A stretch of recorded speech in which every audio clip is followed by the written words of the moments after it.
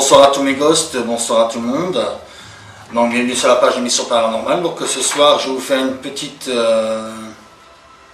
mise au point concernant les phénomènes type poltergeist. Donc on va voir dans les témoignages que j'ai ici. J'ai un article qui remonte à 1909 qui parle aussi de Sigmund Freud et de son acolyte et de son élève, donc le maître et l'élève. Donc toujours l'élève a surpassé le maître. Donc voilà, donc on va commencer tout de suite cet article. Donc le poltergeist, qu'est-ce qu'un poltergeist? Je vais vous l'expliquer dans cette vidéo. Donc le phénomène de poltergeist, ce phénomène paranormal purement physique, spontané et répétitif, se manifeste par des apparitions ou des projections d'objets, leur déplacement et leur lévitation par des bruits divers, des coups sonores ou d'autres incidents ménagers apparemment inexplicables. Donc, quand vous entendez, mettons, un bruit, ou quoi que ce soit, ou des objets qui bougent, ou que vous voyez en lévitation, ou soit que vous balance clairement sur vous, là, vous commencez à se poser des questions par rapport à ce phénomène type inexpliqué. Voilà, donc je vous mets en garde que tout ce qui est phénomène poltergeist, ce sont des esprits frappeurs, des esprits vraiment pas dociles ni quoi que ce soit. Donc on va passer au suivant de la vidéo. Donc ces phénomènes physiques ont été longuement considérés comme la manifestation d'esprits frappeurs, de revenants ou de phénomènes de hantise. À l'heure actuelle, les parapsychologues les appréhenderaient plutôt comme une forme particulière de psychokinésie spontanée survenant le plus souvent dans l'environnement d'un adolescent à l'âge de la puberté, c'est-à-dire entre 12 et 16 ans. Voilà. Ou des sujets doués de pouvoirs paranormaux.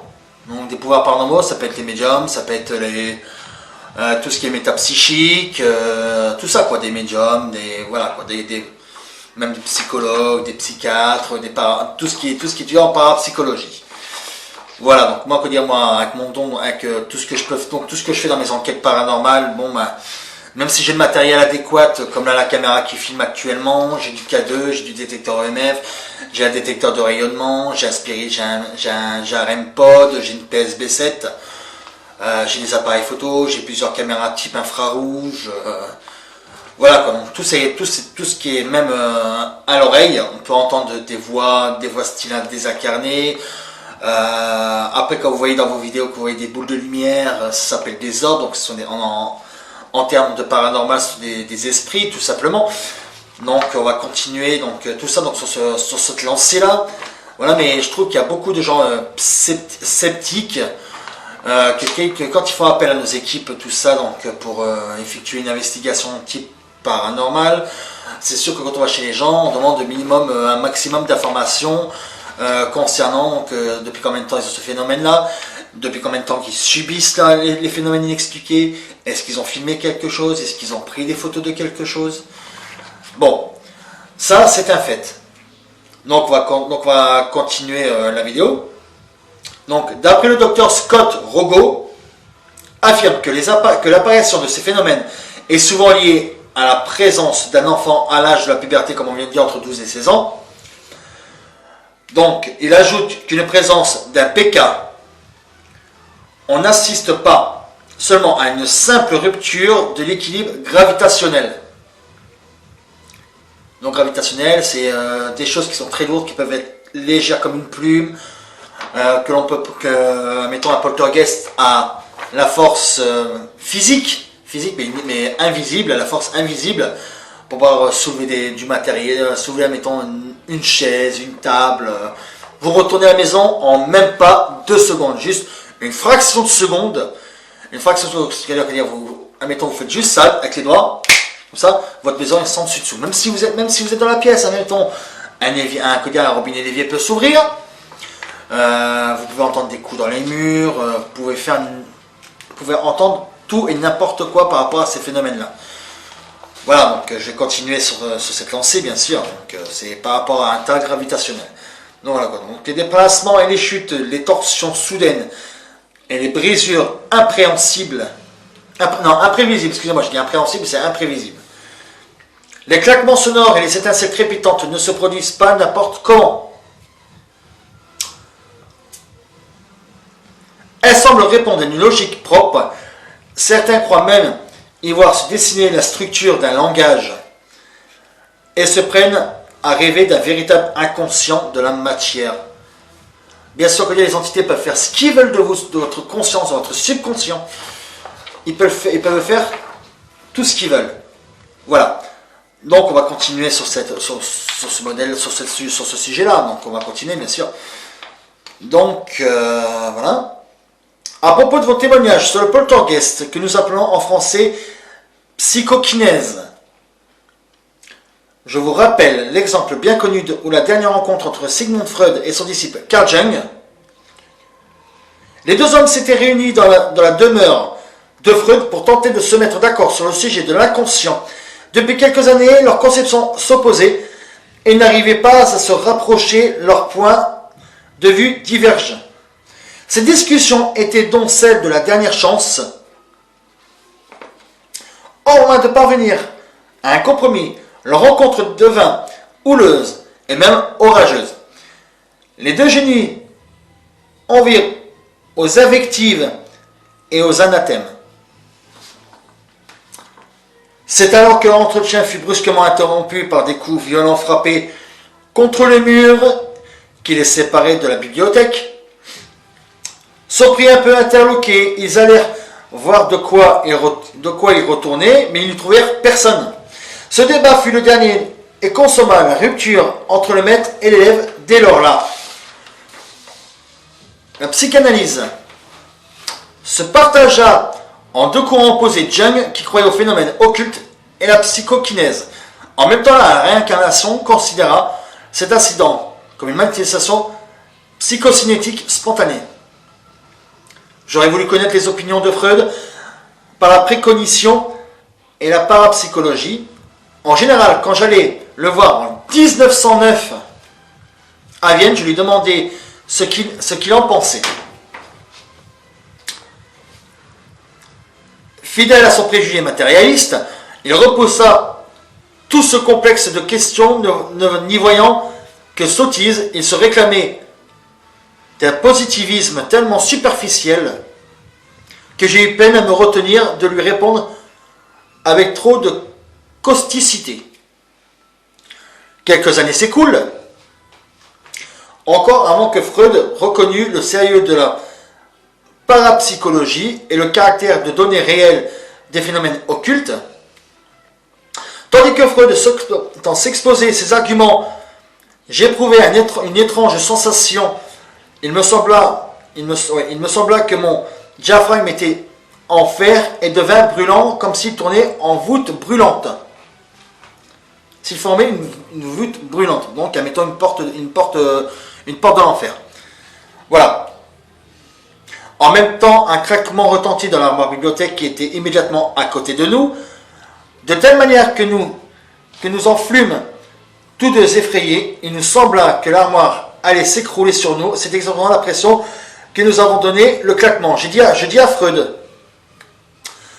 voilà ce qu'on appelle un phénomène catalytique d'extériorisation. Excusez-moi, j'arrive pas à dire le mot, parce qu'il est écrit, il est grand, donc j'arrive pas à le dire. De extériorisation. Ah, dit-il, c'est de la pure sottise. Mais non, répliquai-je, vous vous trompez, monsieur le professeur, et pour vous prouver que j'ai raison, je vous dis d'avance que le même craquement va se reproduire. Et de fait, à peine j'avais prononcé ces paroles que le même bruit se fit entendre dans l'armoire. J'ignore encore aujourd'hui d'où me vint cette certitude, mais je savais parfaitement bien que le craquement se reproduisait. Alors, pour toute réponse, Freud me regardait sidéré. Voilà. Bon, je continue la vidéo tout de suite. C'est parti. Rebonjour tout le monde. Donc on continue, où on en était. Donc Freud me regarda, sidéré.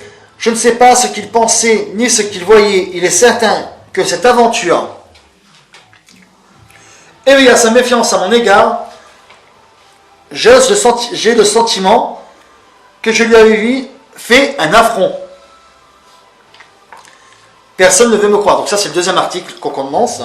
Donc je voudrais témoigner une série d'aventures qui me sont arrivées dans une vieille maison. Ça, c'est un témoignage que j'ai reçu d'une personne du Sud. Donc, mais je ne dirai pas son nom pour garder l'anonymat. Donc on va utiliser... on va juste utiliser le nom de la ville. Donc je vais franchement, donc c'est... Que nous avions à Florac. Donc c'est en Lozère, bien sûr, c'est dans le sud de la France. Cette demeure tombait peu à peu en ruine, mais j'y étais très attaché. Cela commença un jour d'été où les verres se mirent sans raison à gambader sur la table de la cuisine, à s'entrechoquer et à se briser. Puis ce fut le tour des ampoules électriques qui se décrochaient sans prévenir et tombaient à terre. Donc une ampoule, quand elle est bien serrée, vous ne pouvez pas la desserrer, même si elle est bouillante, vous ne pouvez pas la desserrer. Donc sûrement sur une force invisible. La nuit des bruits, deux pas faisaient craquer le vieux plancher en châtaignier. Les portes se mirent à s'ouvrir brusquement et se refermer violemment. Les objets, vases, bibelots se déplaçaient un peu partout au hasard. J'assistais même par hasard, alors que je me trouvais avec une amie au premier étage de la maison, à la projection de la ruelle d'un vieux réveil qui se trouvait dans ma chambre, donc dans la chambre de la personne en question, au deuxième étage. Nous le vîmes littéralement se fracasser de la ruelle dans un grand bruit qui me rendait folle d'angoisse. Après cet incident, succédant beaucoup d'autres, je ne pouvais plus rester dans cette maison sans trembler. J'avais trouvé monsieur M, le curé, donc monsieur le curé, à qui je racontais tout cela, mais il ne me crut pas et me renvoya chez moi en me disant « Pauvre fille, tu as rêvé tout ça, ce sont des choses impossibles. Dieu est plus fort que ça. » J'allais voir le pasteur au temple qui me regarda en riant et me dit que je devais trop boire et fumer pour avoir de pareilles hallucinations. Ni l'un ni l'autre ne voulurent se déplacer chez moi pour venir se rendre compte de ce qui s'y passait réellement. Après une nuit affreuse où tout ce phénomène redoublait d'intensité, j'ai décidé la mort dans l'âme de quitter cette maison hantée et j'allais habiter Avignon ici. Voici quelques mois, je raconte tout cela à un ami qui lui non plus ne me crut pas.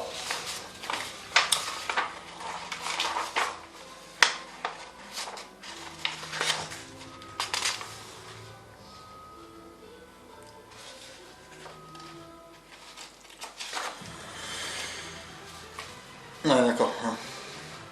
Je le décidai alors de m'accompagner de m'accompagner à Florac, où nous campons quelques jours dans la vieille baraque délabrée. Comme il n'y a plus d'électricité, nous nous éclairons à la bougie.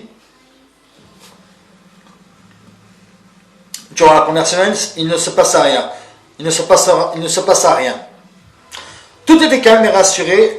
Je passais des journées formidables, mais une nuit, je me sentis soudain frissonner, parcouru par une onde glacée. Une heure plus tard, je suais à grosses gouttes, en proie à la fièvre. À minuit, je me réveillais en sursaut.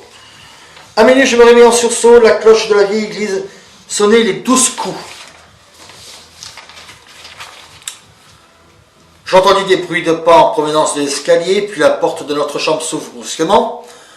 Terrifié, je sentis une main glacée me pousser hors du lit. Mon ami que j'appellerai Steve, donc par rapport à la personne, parce que j'ai le vrai prénom que je ne dirai pas, fut lui aussi projeté contre le mur et réveillé en sursaut. Il me demanda ce qui se passait. Je lui ai dit, il regarda l'heure à sa montre, il était 6 heures. Je lui ai dit que je venais d'entendre sonner minuit.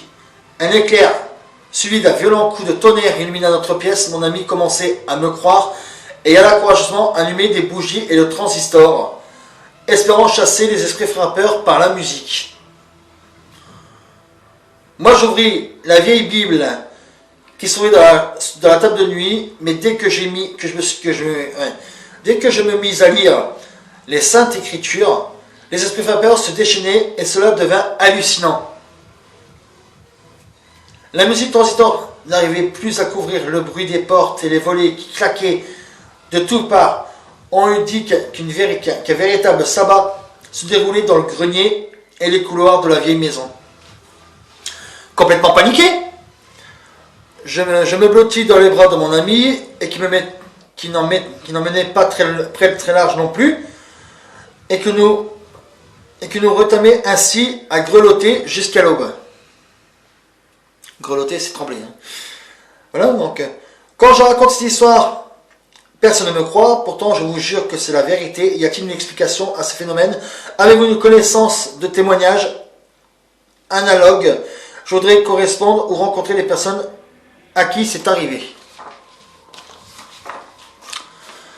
Donc je remercie à cette personne d'avoir fait son témoignage, de m'avoir envoyé ce témoignage style de son histoire de poltergeist. Bien sûr que là c'est qu'une fine partie de ce qu'elle m'a dit. Donc j'attends d'avoir plus d'informations concernant cette personne pour pouvoir si je peux avec mon équipe, admettons à Florac, voilà, donc si je peux, parce que j'ai l'adresse, elle m'a donné l'adresse de cette maison, donc j'aimerais bien y aller, mais bien sûr j'attends plus d'informations. Donc voilà mes petits gosses, c'est la fin de cette vidéo, donc je vous remercie de mettre un commentaire sur Facebook, donc sur ma page, ainsi que sur ma chaîne YouTube qui s'appelle aussi Mission Paranormale. N'hésitez pas à me mettre en commentaire ce que vos ressentis, si vous subissez aussi vous-même des phénomènes inexpliqués, même pour faire aussi vos demandes d'enquête. Je mettrai bien sûr mon flyer toujours en début de vidéo et en fin de vidéo pour que vous puissiez avoir mon numéro de téléphone, mon adresse email, le nom de la chaîne YouTube, ma page Facebook bien sûr. Voilà, donc je vous dis à très bientôt et surtout, ciao!